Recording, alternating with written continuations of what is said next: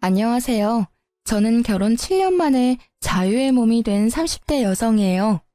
저에게 제 결혼 생활에 대해 한마디로 정리하라고 한다면 저는 차별이라는 단어가 가장 딱 맞다고 생각해요. 정말 결혼 처음부터 끝날 때까지 시모에게 끊임없이 차별받았거든요. 듣고 보면 참 치졸하고 어이없는 일들인데 겪는 사람 입장에서는 엄청 기분 나쁘고 화날 일들이거든요. 그리고 그 과정에서 제 화를 더 돋우는 건 남편과 신우였죠. 시부를 제외한 나머지 시댁 가족들 덕분에 저는 이제 시자 달린 거라면 뭐든 싫은 사람이 됐네요. 지금은 이렇게 싫어하지만 연애 때 결혼 초반에는 저도 분명히 남편에 대한 사랑으로 가득했답니다. 남편은 저를 가정적인 사람이라 좋다고 했어요. 제가 가정적인 건 맞는 말이었거든요. 장녀로 태어나 부모님을 모시는 것은 당연히 제 일이었고 바쁜 부모님을 대신해 하던 요리와 가사일들이 제 몸에는 습관처럼 묻어 있었거든요. 저도 딱히 남한테 해주는 걸 싫어하는 타입도 아니라서 자주 주변 사람들을 초대해서 최근 알아낸 레시피로 요리를 해서 대접하는 일도 많았으니까요. 솔직히 정말로 결혼을 하게 됐을 때는 살짝 겁도 났어요. 남편은 대기업 회사원이었고 저는 중소기업에 다니고 있었으니까요. 그것뿐만이 아니라 시댁이 잘 사는 것도 저에게는 조금은 부담스러운 일이었어요. 남들이 들으면 신데렐라라며 시집 잘 갔다고 하겠지만 저에게는 그 모든 것들이 낯설고 두려웠거든요. 게다가 저희 집이 그리 잘 사는 형편이 못 되다 보니 더 위축되는 마음도 들었고요. 저희가 살 집도 시부 명의의 집이라는 걸 알았을 때는 정말 조심해야겠다 싶더라고요. 물론 저도 사람인지라 기분이 좋기는 했지만 그것도 잠시뿐이었어요. 바로 남편의 시댁 사랑 때문이었는데요. 그것도 시모와 신우에게 절절 매일 정도로 가까이 한다는 거였어요. 시부는 무서워하면서 말이죠. 그리고 저의 고민은 시모의 차별 때문에 생기기 시작했어요. 별것 아닌 일들이긴 하지만 눈에 띄게 저와 신우를 차별하는 일들이 많아졌거든요. 명절 같은 때에도 신우에게는 명품 스카프를 선물해주던 시모가 제게는 양말 세트를 선물해준다거나 신우 경조사에는 몇십만 원씩 하던 시모가 저희 친정 경조사에는 항상 5만 원만 하시더라고요. 그런 일들이 쌓이기 시작하니까 나중에는 걷잡을 수 없을 만큼 앙금이 쌓이더라고요. 그리고 말 못하고 쌓여온 일들이 터지기 일보 직전에 그 일이 벌어졌죠. 그날은 아무 연락도 없이 시모가 저희 집 벨을 눌렀어요. 어머님, 무슨 일이세요, 이 저녁에? 애 아빠는 집에 있니? 네, 지금 씻고 있어요. 저는 이때 출산한 지 100일도 되지 않은 상황이었어요. 당연히 손님을 맞을 준비는 되어 있지 않았고 하물며 시모를 맞을 준비는 더더욱 되어 있지 않았죠. 시모는 거실에 앉아 있고 저는 아이가 있는 안방에 들어가 아이를 안고 밖으로 나왔어요. 하지만 시모는 손주에게는 눈길도 주지 않은 채 TV만 보시더라고요. 남편이 나오자 그제서야 시모는 고개를 돌렸어요. 당분간 너희 집에서 지낼 생각인데 괜찮지? 나 네 아버지랑 싸웠어. 지긋지긋한 영감탱이. 늙으려면 곱게 늙을 것이지 어째 나이가 들수록 꼬장꼬장해지는지 몰라? 아버지랑 무슨 일 있었어요? 몰라. 네 아버지 얘기는 꺼내지도 말어. 나도 곧 집을 구해서 나갈 거야. 당장 있을 곳이 없어서 온 거니까 길어도 몇 달 안 될 거니까 그때까지만 있게 해줘. 저는 시모의 말에 거절하고 싶었어요. 출산한 지 얼마 되지도 않은 제가 시모의 눈치를 보면서 살 수는 없는 노릇이잖아요. 제가 둘러서 말해보려고 하는데 옆에서 먼저 남편이 말하더라고요. 알겠어요. 당분간 이 집에서 내 집이다 생각하고 편하게 지내요. 저와 단 한마디 상의도 없이 남편은 시모에게 오케이 사인을 내렸고 저는 튀어나오는 한숨을 삼키느라 애썼어요. 시모가 짐을 가지러 나간 사이에 저는 남편에게 말했어요. 어떻게 나한테 한마디 상의도 없이 어머님을 모신다고 그래. 나 지금 어머니 모실 수 있는 상황이 아니야.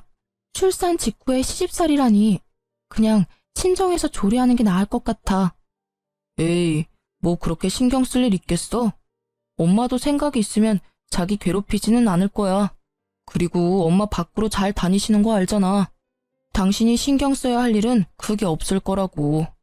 게다가 엄마가 아버지랑 이혼하실 모양이야. 만약에 이혼하면 위자료 두둑이 받는다고 나한테 든든하게 챙겨준대. 희죽거리며 말하는 남편의 얼굴을 보니 한숨이 다시 터져나오더라고요. 솔직히 시모가 하는 말이 그런 거지. 실제로 위자료를 지금 시모가 가지고 있는 게 아니잖아요. 여보, 지금 당장 가지고 있는 돈이 아니면 진짜 나중 일은 모르는 거야. 혹시라도 모르니까 지금을 생각해, 응? 그런 실체 없는 돈에 휘둘리다 보면 나중에 곤란한 건 자기라고. 그러나 제 말이 귀에 들리지도 않는지 남편은 성의 없이 손만 휘휘 저으며 괜찮대도 하면서 저를 달래듯 말하더라고요. 결국 그 길로 시모와 같이 살게 되었어요. 그 불편한 시간, 공간, 눈빛, 진짜 미치겠더라고요. 애 젖먹이는 것도 눈치 보며 먹여야 하고 화장실 가는 것조차 내 맘대로 못 가는 상황이 지속됐죠. 시모는 나름대로 바쁘게 살더라고요. 방 하나를 비워두니 거기에 명품 가방에 시계, 액세서리까지 전시해두고는 홀로 서기 하겠다며 들락날락거리더라고요.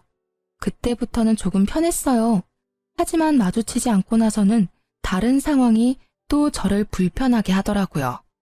시모는 돈이 생기면 신우부터 챙겼거든요. 솔직히 저도 제 가족부터 챙길 것 같긴 해요. 그런데 우리 애한테는 진짜 눈길 한 번을 안 줬거든요. 게다가 우리 집에서 살고 있는데 어째서 돈을 신우에게 다 쓰는지 이해가 안 갔어요. 솔직히 상식적으로 생각해도 지금 방 하나 비워두고 밥하고 빨래해주는 사람에게 돈 한 푼 줄 법도 한데 전혀 그럴 기미가 없더라고요. 그래도 그러려니 했어요. 팔은 안으로 굽는 거고 시모가 이러면 나도 친정엄마한테 더 잘하면 되겠다고 생각했으니까요. 그런데 제 분노를 폭발시키는 일이 일어났어요. 그것도 우리 아기 100일 때요. 솔직히 신혼의 아기가 100일이었을 때 시모가 이것저것 챙겨준 터라 저도 솔직히 그만큼은 아니더라도 뭔가 해줄 거라고 생각했거든요. 그런데 막상 100일이 되니 콧배기도 보이지 않더라고요. 가족끼리 조촐하게 하기로 한 건데 저녁 식사 시간이 다 되도록 아무도 들어오지 않더라고요. 기다리다 지쳐 그냥 나라도 애 100일 챙겨줘야겠다 싶어 냉장고 문을 열었어요. 그런데 아침 일찍 일어나서 해둔 아기 100일상에 올릴 음식이 하나도 없더라고요. 애만 먹는 게 아니니 찜갈비며 잡채며 미역국까지 해놨는데 음식이 사라져 깜짝 놀랐어요. 저는 음식의 행방을 찾다가 시모가 생각났어요.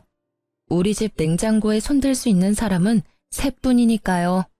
남편에게 연락하니 역시 신우집에 있다고 하더라고요. 저는 신우집에 찾아갔어요. 갔더니 세상에 제가 만든 음식들을 신우 내외랑 아이들이 다 먹어버렸더라고요. 찌끄러기만 남은 제 반찬통을 보니 열이 치솟았어요. 당신은 왜 여기 있어? 우리 애 100일인 거 내가 아침에 말했지. 일찍 들어오라고 했는데 여기서 뭐 하고 있는 거야? 어머니가 여기 계셔서 모시고 가려고 했지. 그런데 왜 이렇게 화가 났어? 그럼 화 안 나게 생겼어? 사람들은 콧배기도 안 보이지. 내가 만든 음식은 다 사라졌지. 어머님, 어떻게 우리 애 100일에 쓸 음식을 말도 없이 홀라당 가져가실 수가 있어요? 어머, 얘 말하는 것 좀 봐. 네 애만 중요하니? 나한테는 우리 딸 손녀도 귀해, 응? 너보다 내 새끼 뱃속에서 나온 애가 더 귀하다고. 너도 설마 내가 지금 돈 없고 백 없다고 나한테 뭐라 하는 거니? 너 그렇게 안 봤는데 정말 저속하다, 응? 어머님이 돈이 없기는 왜 없으세요? 그만한 명품들 있으면 웬만한 집 한 채 정도는 나오잖아요. 근데 이 상황이 정말 웃기잖아요. 내 새끼 음식 차려놨는데 어머님이 음식을 다 가져갔으니까 제가 화내는 건데 왜 이야기가 거기로 튀어요? 제 딸 음식을 대체 왜 가져가셨냐고요? 어머, 반찬 좀 가져갔다고 시어머니를 잡네 잡아. 꼴랑 몇 개 가져온 거 가지고 이 난리를 쳐? 그 반찬 몇 개를 만든 건 저잖아요. 게다가 신우한테 그렇게 퍼다 주시는 거 이해하거든요? 그런데 인간적으로 제가 만든 것까지 여기 가져오시는 건 좀 아니죠. 제가 어머님 밥 차리고 빨래하고 청소까지 다 해드리는데 이런 식으로 신우하고 차별하시는 건 너무하지 않아요? 게다가 손주들까지 차별하시잖아요. 차별이라니? 나는 없이 사는 너희 올케가 눈에 밟혀서 이러는 거야. 그리고 차별을 한들 네가 뭔데 나한테 그런 소리를 해? 네가 우리 집 사람이니? 넌 부혜자잖아. 없이 사는 신우요? 우리 집보다 평수도 넓은 데다 애도 하나뿐이고 남편은 돈 잘 벌어서 일도 안 하는 신우가 없이 살아요? 왜 이래 당신? 그만 좀 해. 왜 이렇게 심술궂게 굴어? 그것도 누나 집까지 와서. 너도야. 넌 도대체 어느 집 가장이니? 애 100일에도 늦도록 남의 집에 가 있는 네 꼴은 정상이냐? 애 100일상 뺏긴 걸 버젓이 보고도 누나 집에서 있는 게 좋으면 그냥 누나 집에서 지내. 어머님도 마찬가지고요. 저는 집에 돌아와서도 화를 삭히지 못했고 복수를 하기로 했어요. 그냥 시모가 나갔으면 하는 마음으로요. 시모 생일이 하루 앞으로 다가왔을 때 저는 시모가 보는 앞에서 음식을 가득 했어요. 꼬막, 조기, 찜갈비에 전까지. 아침부터 점심까지 꼬박 음식을 만들었는데 시모가 제 앞에서 한마디 하더라고요. 내 생일이라고 챙기는 건 좋은데 그렇다고 저번에 내가 화낸 일이 풀릴 거라고 생각하지는 마. 네가 이렇게 아양을 떨어도 난 안 넘어가. 그 말에 저는 속으로 웃었어요. 그리고 시모가 방으로 들어가자 그 음식들과 반찬까지 탈탈 털어 친정으로 가지고 갔죠. 친정에서는 무슨 잔치하냐며 좋아하셨고 그렇게 먹고 즐기다가 저녁 무렵이 됐죠. 남편에게 전화가 오더라고요. 엄마 생일인데 어디서 뭐하고 있는데? 그리고 아침에 하던 음식들은 다 어디 갔어? 밥이라도 먹으려니 반찬이 하나도 없잖아. 아침에 하던 음식? 그건 죄주인 찾아갔지. 친정에 갖다 주려던 거였어. 집에 반찬 없으면 시켜 먹어. 당신 그걸 지금 말이라고. 됐고 빨리 들어와. 엄마 지금 쫄쫄 굶고 계시거든. 그러니까 시켜 먹으라니까.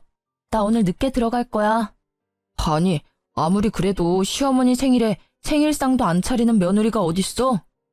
내 새끼 생일 음식 가져간 사람이 누군지 잊었어? 다들 자기 가족만 챙기는데 나도 내 가족 좀 챙길게. 뭐가 나빠? 그니까 나 찾지 말고 가족끼리 오붓하게 지내. 나도 가족끼리 오붓하게 지낼게. 저의 빈정거림에 남편이 먼저 전화를 끊었더라고요. 그러면 누가 무서워할 줄 알았나 봐요. 저는 실컷 놀고 저녁 늦게 집에 들어갔어요. 시모가 깨어있더라고요. 저를 보더니 역시나 한 소리 하셨죠. 시모 생일도 안 챙기는 며느리가 여길 왜 들어와? 어이구, 내가 복이 없는 년이지. 생일에 미역국도 못 먹는 내가 무슨 복이 있어. 내가 전생에 뭔 죄를 지었길래 이런 생각 없는 며느리가 집에 들어왔나 몰라? 어머님, 섭섭해하지 마세요. 어머님이 하시는 대로 그대로 제가 해드렸잖아요. 그리고 전생의 죄는 제가 지었겠죠. 제가 해놓은 음식이며 물건이며 싹 다 누가 가져가는 팔자라니. 도대체 무슨 죄를 어떻게 지었길래 매번 이렇게 남 좋은 일만 하나 모르겠네요. 그쵸? 한껏 빈정거리는 제 말에 시모는 부들부들 떨며 말을 잇지 못하더라고요. 이렇게까지 하고 싶은 생각은 없었는데 아침에 시모에게 들은 말 때문에 화가 나서 말이 막 나와버리더라고요. 그런데 그 뒤로 음식이나 물건을 신우에게 가져가는 일은 없어졌어요. 그렇지만 매번 자기가 위자료 받으면 너한테는 절대 못 준다며 중얼거리더라고요. 저는 솔직히 그깟 돈 필요 없으니 빨리 우리 집에서 좀 나가줬으면 좋겠다는 생각만 들었죠. 그렇게 시모와 싸우고 한 달쯤 지났을 때 시모가 저와 남편을 불렀어요. 내가 가만히 생각해보니 며느리가 주는 눈칫밥도 이제는 먹고 싶지 않고 이래저래 억울한 일이 많으니 이 집에서 나가 새로 거처를 마련할 생각이다. 그러니 내가 들어갈 곳의 전세금을 너희가 마련해. 시모의 그 말에 저는 어이가 없어서 입이 떨어지지도 않더라고요. 어느 정도 생각하고 있으세요? 못해도 1억은 너희가 해줘야 되지 않겠니? 혼자 살아도 제대로 된 곳에 들어가려면 그 돈도 모자라긴 하지만. 어머님, 그럴 필요가 뭐 있겠어요? 차라리 그냥 집에 돌아가시는 게 괜찮을 것 같은데요. 솔직히 각방 쓰는 거나 별거나 뭐가 달라요? 이번 기회에 가서 이혼 결정 지으면 될 것 같은데. 난 그 집엔 절대 안 들어가. 내가 미쳤니? 그 양반이랑 다시 얼굴 마주하게? 그럼 아가씨 댁은 어떠세요? 어머님이 많이 좋아하시고 또 편애하시잖아요. 그쪽으로 가면 딱 좋을 것 같은데요. 없이 사는 딸 신세 망칠 일 있니? 어떻게 딸 집에 들어가서 살아? 신우가 왜 없이 살아요? 우리보다 집 평수도 넓고 돈도 우리보다 더 많이 벌잖아요. 우리 집에 있기 싫으시면 아가씨 집도 괜찮죠. 내가 아니라 네가 싫은 거겠지. 왜? 한 달에 방값이라도 줘? 월세라도 내야 하니? 내가 내 아들 집에 와서 살면서 꼭 그렇게 해야 해? 월세 주실 생각은 있으셨어요? 그냥 아가씨 댁에 가세요. 저희 1억 없어요. 내가 너희 돈 떼어먹는 데니? 웃겨 진짜. 네 시아버지한테 위자료 받으면 나도 다 줄 거야. 시모는 그렇게 말했지만 그 돈이 하늘에서 뚝 떨어질 리가 없잖아요. 저는 육아휴직, 남편 혼자 버는 데다가 저축해놓은 돈도 많이 없는 상황에서 저는 반대할 수밖에 없었어요. 조금만 시간을 줘봐요. 돈을 마련할 방법이 있는지 좀 알아볼게요. 반대하려는 저를 말린 건 남편이었어요. 무슨 생각이 있어 이러나 보다 싶어 방에 들어갔을 때 물어봤어요. 당신이 무슨 돈이 있어서 해드린다는 거야? 진짜 해드릴 거야? 그냥 시간 끌기야. 대놓고 안 된다 말 못하잖아. 그 사이에 누군가는 해결해 주겠지. 남편 말은 그냥 이 상태 그대로 지켜보자였어요. 저는 빨리 나갔으면 해서 좀 실망했지만 이해하려고 했어요. 그런데 그날 이후 시모의 명품 쇼핑이 심상찮더라고요. 무슨 돈이 생겨서 저러나 싶었는데 신우가 좋나 보다 했었거든요. 시부와 살 때도 명품 쇼핑을 자주 했던 터라 별 신경 쓰지 않고 있던 저는 며칠 뒤 깜짝 놀라고야 말았어요. 제 자산관리 어플에 제가 쓰지도 않는 카드 내역과 카드론 내역이 있었거든요. 처음에는 오류인가 싶었는데 아니더라고요. 그 카드는 제가 만들어서 초창기에 조금 쓰다가 최근에는 쓰지 않고 내버려둔 카드였어요. 더 좋은 혜택의 카드가 나와서 그걸 그냥 둔 것인데 그게 왜 사용됐는지 알 길이 없었어요. 저는 부랴부랴 카드부터 찾았어요. 그런데 본래 있어야 할 자리에 카드가 없더라고요. 혹시나 싶어 저는 카드사에 들어가 쓴 내역을 훑어봤어요. 그리고 그 카드가 시모 손에 있다는 걸 알게 됐어요. 시모가 산 가방이 카드 내역에 떡하니 찍혔더라고요. 저는 뒤통수를 한 대 맞은 기분이었어요. 이 얼얼한 배신감. 이 카드를 시모가 뒤져서 가져갔을 리는 없고 분명히 남편이 찾아서 줬겠죠. 기다려보라더니 이 꼴을 보게 하려고 기다리라고 했나 싶었어요. 카드는 한도 끝까지 사용한 상태고 카드론도 1,000만 원 가까이 받았더라고요.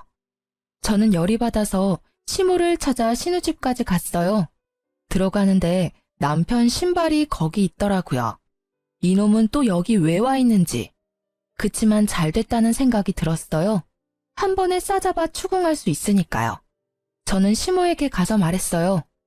어머님, 제 카드 돌려주세요. 무슨 카드? 난 몰라. 네 카드를 왜 내가 가지고 있어?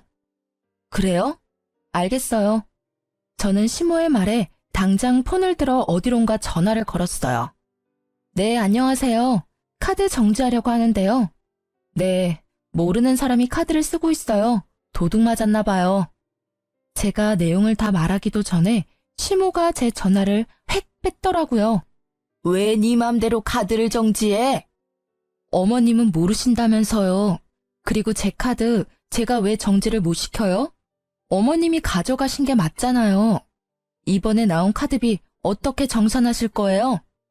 제 말에 시모는 남편을 쳐다보더라고요. 저는 옳다구나 싶었어요. 넌 왜 내 카드 훔쳐서 어머님한테 드렸어? 도둑이니? 그리고 주고 싶으면 네 카드 주지 왜 남의 카드를 주고 난리야? 좀 그만해. 그깟 카드 얼마 썼다고 여기까지 와서 이 난리야? 그 금액이 얼마가 됐던 가족끼리 이러면 안 되지. 최소한 예의라는 건 있어야 할 거 아니야? 말 한 번 잘했다. 네가 말한 그 예의에 남의 카드 훔쳐가는 건 잘못 아니야? 이 집구석에서 내가 차별받은 게 한두 번이 아니었는데 이건 상황이 다르잖아.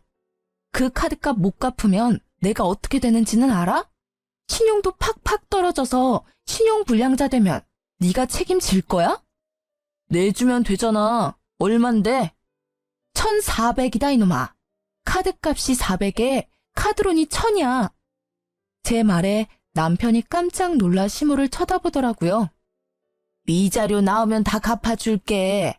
그동안만 좀 어떻게 해줘, 어? 위자료 받으면 그 정도는 푼돈이야. 지금 그 푼돈이 없잖아요. 그 위자료는 대체 언제 받으시는 건데요? 아니, 아버님이랑 이혼하실 마음은 있으세요? 실체도 없는 돈을 믿고 이렇게 큰 돈을 쓰시면 그걸 갚아야 하는 사람은 어떻게 되는데요? 지금 당장 메워야 하는데. 옳게, 너무한 거 아니야? 엄마가 어련히 알아서 쓸 때 썼겠지. 쓸 데 없는데 돈 쓰고 막 그럴 리 없잖아. 시어머니한테 그 정도도 못 해주는 거야?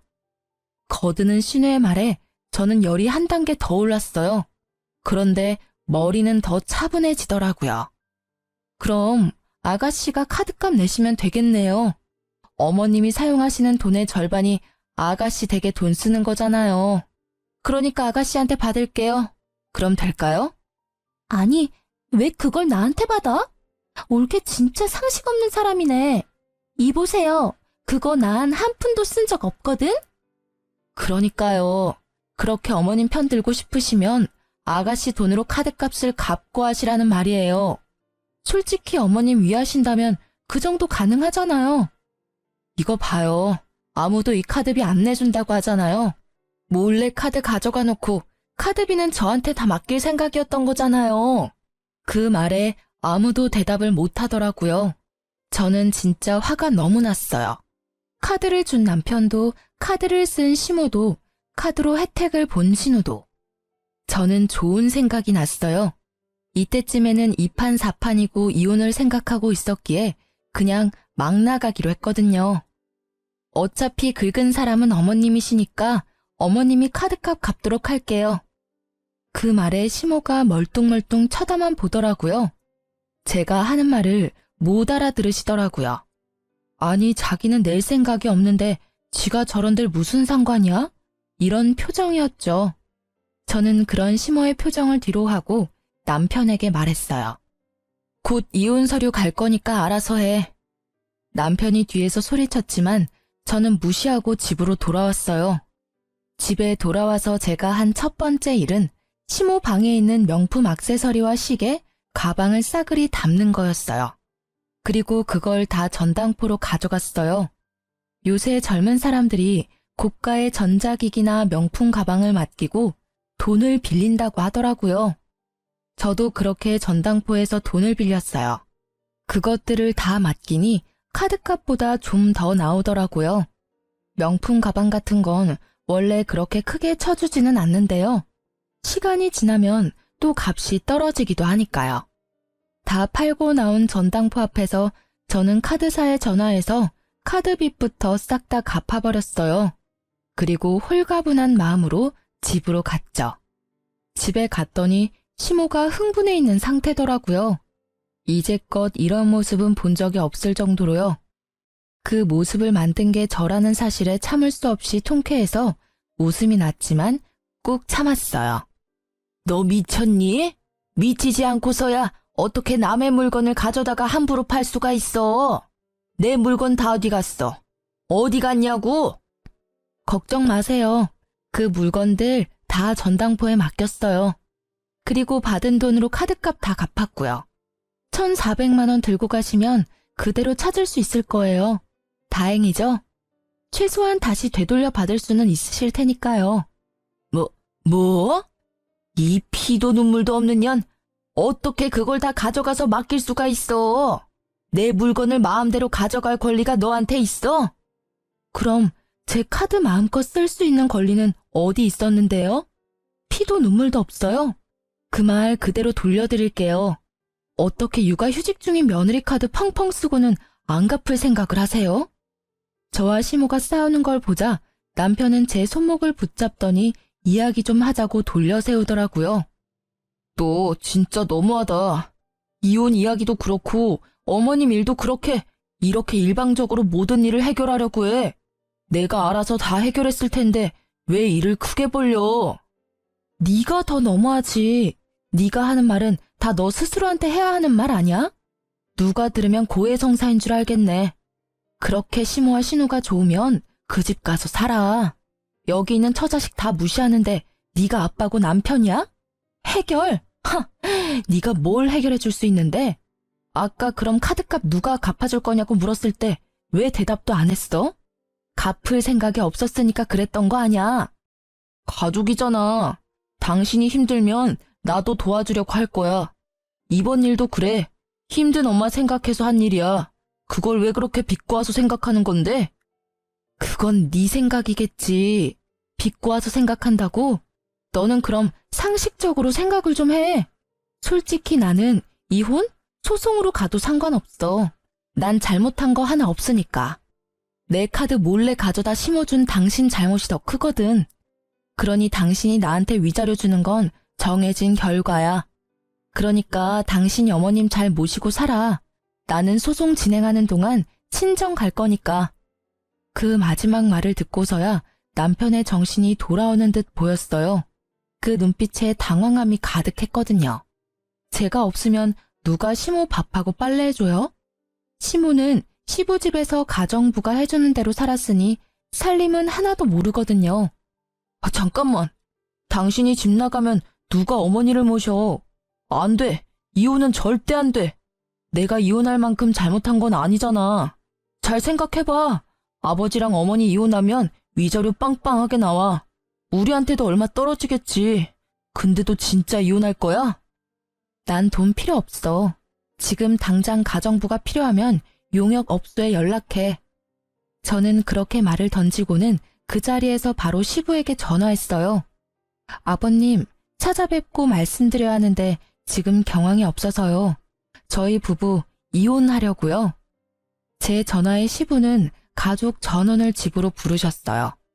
한 번은 거쳐야 할 일이었죠. 시부는 아무것도 모르는 눈치였어요. 저는 시부에게 그간 있었던 일들을 모두 설명했어요. 제 이야기를 듣던 시부의 얼굴이 벌겋게 일그러지더라고요. 그리고 그와 반대로 시모의 얼굴은 헬쓱하게 질렸고요. 이 옆에 내가 이혼 전에 별거 하자고 하더니 기어이 아들 집에 기어 들어갔어? 아니 얻어먹으려고 갔으면 조용히 잘 있을 것이지. 왜 분란을 만들어서 애들 이혼 이야기까지 나오도록 만들어? 내가 왜? 뭘 잘못했어요? 그래, 100번 양보해서 내가 잘못했다고 쳐. 그런데 내 물건 가져다가 멋대로 판 며느리도 잘못했잖아요. 근데 왜 나한테만 난리예요? 아버님, 그 물건 판 거 아니고 전당포에 맡긴 거예요. 그 돈으로 제 카드빚 갚았고요. 결제일이 코앞이라 어쩔 수 없는 선택이었고 사실 그 카드값만큼 가져가면 다시 되돌려받을 수 있어요. 그러니 엄밀히 따지자면 판 건 아니죠. 옳게. 아무리 그래도 사람 물건을 마음대로 가져갈 필요가 있었어? 아가씨, 그렇게 어머님을 위한다면 지금 당장이라도 전당포에 맡겨놓은 명품 다 찾아오시면 되잖아요. 본인 돈으로. 어머님 목숨보다 소중한 거라잖아요. 딸이 돼서 그것도 못해줘요? 그것보다 배는 받아오셨으면서. 제 말에 결국 시모도 신우도 입을 꾹 닫더라고요. 신우는 시모 명품을 되돌려줄 생각도 없어 보였고요. 본인이 할 수 있는 게 아니면 남한테 그걸 강요하지 마요. 아시겠어요? 이거 봐요. 내가 이 꼴을 보고 살아야 해요? 당신이 위자료를 계속 적게 말하니까 내가 이혼을 못하잖아요. 빨리 내가 원하는 만큼 해주고 이혼해줘요. 그제야 감이 오더라고요. 어머님이 이혼을 하고 싶어 하는데 이혼을 왜 안 하나 싶었거든요. 위자료가 자기 마음에 들지 않았던 모양이었어요. 그런데 시모의 말에 시부의 표정이 참 오묘하더라고요. 웃는 것도 우는 것도 아닌 그런 이상한 얼굴. 뜸들이던 시부가 말을 꺼냈어요. 당신 원하는 대로 이혼해줄게. 근데 위자료는 아마 없을 거야. 그게 무슨 소리예요? 당신 재산이 얼만데? 당신이 위자료 적다고 할 때부터 조금씩 처분해서 이제 별로 없어. 그래도 3억 정도는 가지고 있어. 그런데 그마저도 기대 못할 거야. 내가 당신이랑 이혼하려는 게 당신 사치랑 낭비 때문이었거든. 근데 이거 봐봐. 자식들 이혼까지 하게 만들었으니 당신은 유책 배우자인데다가 며느리한테 위자료를 줘야 할지도 모를 사람이 됐어. 내가 재산을 나눠도 당신한테 돌아갈 몫에서 위자료를 다 빼면 얼마 안 남아. 그 말에 시모의 얼굴이 새파랗게 질리고 남편과 신우의 얼굴도 당황함으로 말을 못하더라고요. 실체 없는 돈을 믿었던 남편과 신우의 벙찐 표정이 압권이었어요. 저는 두 사람의 얼굴을 보며 속으로 한참 웃었어요. 당신 거짓말이죠? 설마 그 돈, 땅 다 팔았어요? 아니지. 팔면 돈이라도 남을 텐데 그거 다 어쨌어요? 어쨌긴 기부했어. 아깝기는 했는데 당신한테 뺏기는 것보다는 기분이 훨씬 낫더라고. 적어도 밑 빠진 독에 물 붓는 느낌은 아니었으니까. 그게 말이 돼요? 진짜 내 돈, 내 위자료 어디 갔냐고요? 당신 나 속일 생각하지 말아요. 뭐? 나한테 돈 맡겨놨어? 왜 맨날 내 얼굴만 보면 돈 타령이야? 내가 번 돈 집에서 펑펑 쓰기만 하고 한 푼 모아놓은 것도 없는 주제에 어디서 돈돈거려? 나도 위자료는 받아야죠. 어떻게 이렇게 사람 뒤통수를 칠 수가 있어? 싸우는 시부모를 보며 저는 제가 있을 곳이 아니라는 생각에 집에 가려고 현관으로 나왔어요. 그런데 그때 남편과 신우가 제 뒤를 쫓아와 구두를 신으려고 하더라고요. 딱 보니 시모 버리고 도망가려는 꼴이더라고요. 그렇게 가족사랑 어쩌고 하더니 어머님 돈 못 받을 것 같으니까 도망치는 거야? 진짜 뻔뻔들하다. 마지막 정도 뚝 떼줘서 너무 고마워. 당신 하는 거 보니 나 늙어서 쓸모없어지면 어떻게 행동할지 딱 보여. 이혼하는데 망설임까지 가져가줘서 고마워. 빈정거리는 제 말에 남편은 얼굴만 벌겋게 된 채 말도 못했고 신우는 모르는 척 하더라고요. 나중에 들으니 시모는 결국 빈털터리로 내쫓기게 됐고 전 남편은 집을 시부에게 반납하고 시부 집에 들어가 살게 됐다고 하더라고요. 이후 저는 합의로 이혼을 잘 마무리하게 됐어요. 소송으로 갈 줄 알았는데 합의가 된 이유는 시부 덕분이었어요. 남들 눈을 많이 신경 쓰시는 분이었거든요. 저는 그 이후로 시자가 달린 건 진절머리가 나서 가까이 하고 싶지도 않더라고요. 그래서 연애도 하지 못하고 있는 중이죠. 시부에게 받은 돈과 위자료로 받은 돈을 합치면 지방에 방 하나 전세받을 정도는 돼서 지방 내려가려다가 아픈 친정아버지 때문에 친정에서 지내기로 했어요. 손주가 있으니 집안 분위기는 더 좋아졌죠.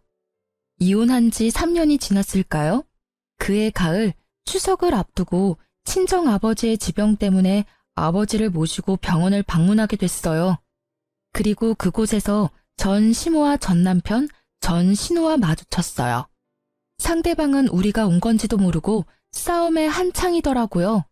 듣고 싶지는 않았으나 들려오는 대화를 유추해보니 전 시모가 위암에 걸려 입원해야 하는데 둘 다 자기가 못 모신다며 서로 떠넘기고 있었어요.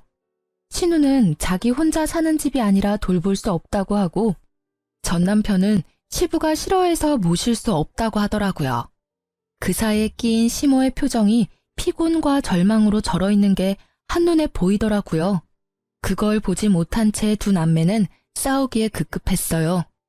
아니, 누나가 더 많이 받았잖아. 나는 엄마 때문에 이혼까지 했다고. 그것만 아니었으면 봐줄 사람도 있었겠지. 내가 뭘 더 받아? 얘 웃기는 소리 하고 있네? 게다가 이혼한 건 네 잘못이지 왜 남한테 뒤집어 씌워?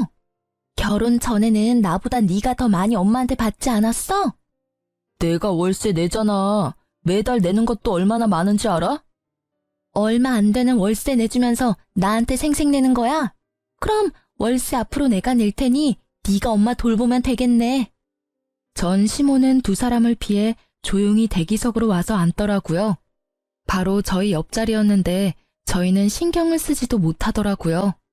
그때 친정아버지가 한 말씀 하셨어요. 너 이혼한 거 참말로 잘한 짓이다.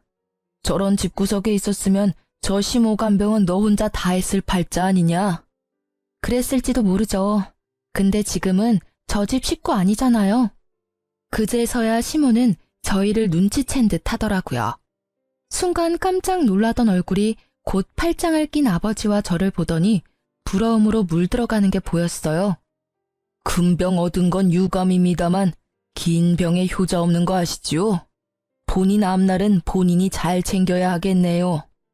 친정 아버지의 말에 전 시모가 눈시울을 붉게 적시며 말하더라고요.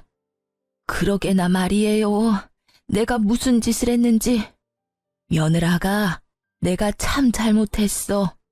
내 배 아파 낳은 자식들이 아픈 엄마 안 돌보려고 싸우는 걸 보니 이 세상 헛살았다는 생각밖에 들지 않아. 네가 있었으면 이런 비참한 꼴도 당하지 않았을 텐데. 누구든 그 집에 며느리가 있으면 며느리만 죽어났겠죠. 그렇게 애지중지 자식들만 챙기면 뭐해요? 인간들이 돈 없는 엄마는 이제 엄마로도 안 보는데. 마음을 좀 더 곱게 쓰셨으면 애초에 며느리 차별을 안 했으면 낙동강 오리알 신세는 면했을지도 모르죠. 그래, 다 내 잘못이고 다 미안해. 너 우리 아들이랑 다시 결혼해서 날 돌봐줄 수 없겠니?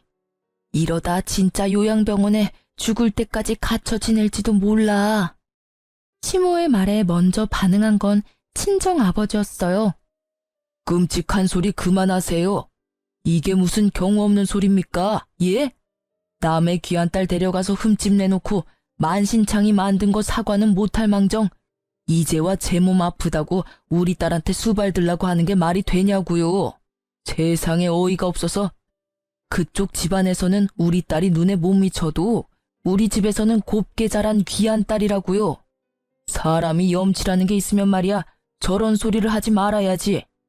아프다는 걸 핑계로 어떻게 내 귀한 딸한테 말도 안 되는 요구를 할 수 있어요? 인간이 덜 됐지. 지금 시대가 어느 땐데 며느리한테 병수발을 시켜? 아니, 그걸 이유로 재혼을 하라니 말이 되는 소리를 해야 말이지. 친정 아버지의 분노가 하늘을 찌르더군요. 제가 처음에 이혼했다고 했을 때는 죽어도 그 집 귀신이 되어야 한다며 저에게 한 소리 하시던 아버지였지만 아버지도 시모의 말에 버럭하시고 말았던 거예요. 제게 들었을 때는 과장된 부분이 있을 거라고 생각하셨던 것 같아요. 그리고 이런 이야기는 양쪽 이야기를 다 들어보지 않으면 진실을 알기 어렵다며 저에게 말하기도 하셨거든요. 아버지 입장에서는 제가 별거 아닌 일에 참지 못하고 이혼을 결정한 거로 보였을 테니까요. 그런데 직접 만난 시모의 생각보다 더 뻔뻔함에 아버지도 제가 한 말들이 모두 거짓이 아니라 진실이라는 걸 알게 되셨어요. 우리 딸 절대로 다시 못 줘요. 내 눈에 흙이 들어가도 안 됩니다. 저런 집구석에 들어가서 평생을 수발 들라고 할 거면 아예 우리 집에서 처녀 귀신으로 죽게 만드는 게 낫겠소. 결국 아버지의 호통에 시모는 말을 더 이상 잇지 못했어요. 그리고 아버지의 큰 소리에 피가 나도록 싸운 두 남매가 저희 존재를 눈치채고 가까이 다가왔어요. 오랜만이네. 엄마가 또 무슨 이야기 했어? 병수발 들어줄 사람 없다고 나더러 당신이랑 재결합하래. 그 소리에 우리 아버지가 버럭하셨고 그 말에 전 남편의 얼굴이 확 일그러지더라고요. 당신이랑 아가씨 어머님 말이라면 죽는 신용이라도 하는 사람들이었잖아. 그렇게 죽고 못 살게 애틋하던 사이였는데 이제는 그런 것도 없나 봐. 서로 안 모시려고 피 터지게 싸우는 거 보면. 그런 거 아니야. 우리도 다 사정이 있어서 그런 거고. 그래, 그렇겠지. 이야기 다 들었어. 아버님 재혼하셨다면서? 그 사이에 자식도 있었다고 하던데. 어머님 위자료도 날아가고 이번에는 상속도 날아갈 판이잖아. 그러게, 내가 뭘 했어? 실체도 없는 돈에 휘둘리지 말라고 했지. 분명히 받을 수 있는 돈이었어. 그리고 액수는 크지 않지만 위자료를 받기도 하셨고. 근데 그걸 한순간에 다 날려버렸다고. 아니, 어떻게 지금 이렇게 살면서도 그 명품에 대한 욕심을 못 버리는 거야? 누나도 나도 불안하니까 카드나 현금을 못 주는 거야. 저번에도 내 카드로 쓴 돈 생각하면 진짜. 들어보니 시모가 저한테 한 것처럼 전 남편에게도 그대로 했던 것 같더라고요. 그렇죠. 자기가 당해보면 그게 얼마나 짜증나고 열받는 일인지를 여실히 알게 돼요. 지금 전 남편처럼요. 당해보니까 잘 알겠지? 내가 그 당시에 어떤 마음이었는지. 지금에 와서 꺼낼 이야기는 아니지만 말이야. 지금이라도 그 열받는 기분을 당신이 알게 돼서 참 기쁘다. 나만 알고 있기엔 너무 화나는 일이었거든. 제 말에 전 남편은 그저 찡그린 얼굴로 답을 하지 않더라고요. 입이 있으면 뭐해요? 할 수 있는 말이 없잖아요. 구구절절 제가 하는 말이 다 맞았으니까요. 게다가 시부는 그 내연녀와 자식에게로 재산을 모두 옮겨놨다고 하더라고요. 전 남편과 신우는 시모를 데리고 다시 나가더라고요. 그래도 남매가 같이 시모를 모시고 온 걸 보면 시모도 그렇게 자식 농사를 망치진 않았다고 생각했어요.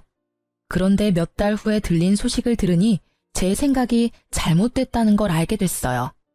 두 사람은 참 끝까지 자기들 생각만 했고 시모는 자식을 잘못 키운 벌을 받았더라고요. 그렇게 애지중지 며느리랑 차별해가며 잘해준 자식 둘에게 버림받고 외면당한 시모가 요양병원에 들어갔다고 하더라고요. 전문병원에서 치료받아야 하는데 연세가 많다는 핑계를 대며 적극적인 치료를 피한다는 이야기를 들으니 딱하기도 하고 자기 묘자리 자기가 팠다는 생각도 들더라고요. 그 이후로 그 사람들의 소식을 들은 적은 없어요. 솔직히 더 이상 관여하고 싶은 생각도 없고요. 지금 저는 그 어느 때보다도 충만하게 하루를 보내고 있거든요. 처음에 이런 이유로 이혼을 했을 때는 내 인생에 내가 잘못된 줄을 그어버린 게 아닌가 하는 그런 생각도 들었었거든요. 내가 잘못된 선택을 한 건 아닐까, 좀 더 참았더라면 더 나은 미래가 그 어디쯤 있었을까 하는 생각이요. 그런데 만약 제가 이혼을 하지 않았다면 저라는 사람은 망가졌을지도 모른다는 생각을 해요. 그리고 이혼이라는 게 나쁜 것만은 아니라는 생각도 들고요. 연애는 둘이서 하는 거지만 결혼은 온 집안이 하는 거잖아요. 그만큼 맞춰야 하는 사람도 많을 수밖에 없고요. 제가 무조건 양보하면 저는 실속 없이 모든 걸 뺏길 수밖에 없고, 제가 무조건 가지려 하면 다른 사람으로부터 배척당할 수밖에 없잖아요. 그 밸런스를 맞추는 일이 그리 쉬운 일은 아니니까요. 솔직하게 말해서 다른 가족 구성원과 트러블이 있더라도 남편이 제 몫을 다해 저와 소통해준다면 굳이 헤어질 필요까지는 없었을지도 몰라요. 하지만 저 같은 경우에는 시댁 구성원들은 거의 다 저를 밀어내는 상황이었으니까요. 이럴 때는 과감하게 행동하는 것도 나쁘지는 않다고 생각해요. 현실적인 문제가 있지만 그것이 나의 정신적인 고통과 과도한 스트레스를 포기할 만큼의 문제는 아니라는 생각도 했으니까요.